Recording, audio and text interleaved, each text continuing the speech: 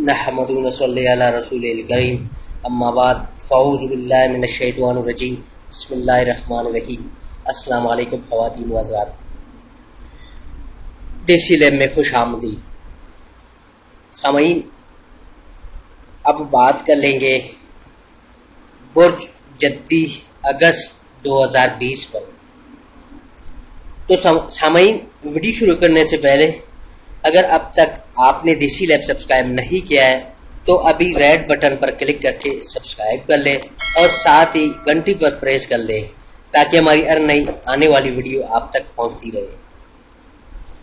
تو سامعین، آپ کا 8واں گھر 22 تاریخ تک قوت میں رہے گا، اس لیے جسمانی نظام کی تطہیر کے معمولات اور آلتو فالتو چیزوں کو نکال پھینکنے کے لیے یہ مہینہ بہت اچھا ہوگا۔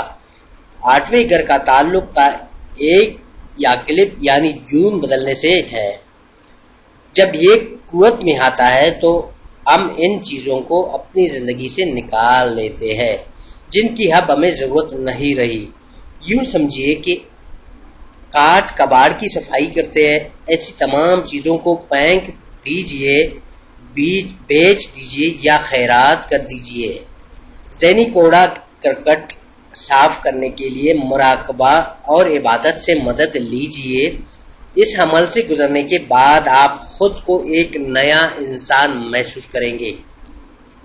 نئے قرض حاصل کرنے یا پرانے قرض اتارنے کے لیے یہ مہینہ بہت اچھا ہے۔ صحت بھی اس ماہ اچھی رہے گی اور 22 تاریخ کے بعد اس میں مزید بہتری آئے گی، کیونکہ تب خاکی بروج کے درمیان ایک بڑی تثلیث قائم ہوگی۔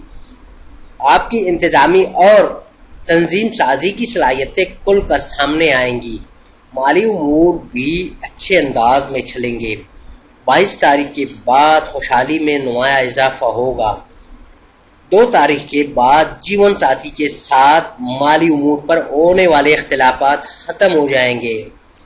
اس ماہ کا واحد ایشو یہ ہے کہ آپ کا مالی امور کا سیارہ یورینس 15 تاریخ سے رجت کا شکار ہو جائے گا۔ اس سے معاملات میں سستی آ جائے گی، تاہم آمدن میں خلل نہیں پڑے گا۔ 22 تاریخ کے بعد پیسہ کمانے کے کئی خوش کن مواقع میسر آئیں گے، لیکن ان سے مستفید ہونے سے پہلے اچھی طرح چاند پٹک کر لینا ضروری ہوگا۔ عجلت سے دور رہیں۔ 5 تاریخ کے بعد جسمانی تطہیر کے معمولات صحت کے لیے مفید ہوں گے۔ چھاتی کا مساج بھی مفید رہے گا۔ اپنے دل کی صحت کا خیال رکھیں۔ 7 تاریخ کو زہرہ آپ کے 7ویں گھر میں داخل ہوگا اور بقایا مہینہ یہاں گزارے گا۔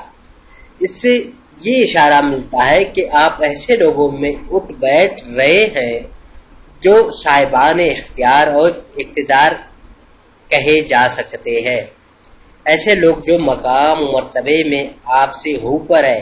سماجی تعلقات آپ کے کیریئر کو آگے بڑھانے میں بھی مدد دے گا۔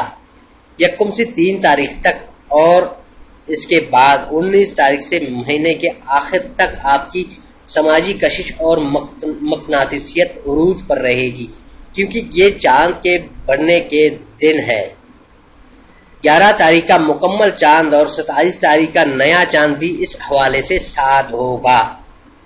دوستوں، اگر یہ ویڈیو آپ لوگوں کو اچھی لگی ہے تو کمنٹ کر کے ہمیں ضرور بتا دیجئے گا۔ شکریہ۔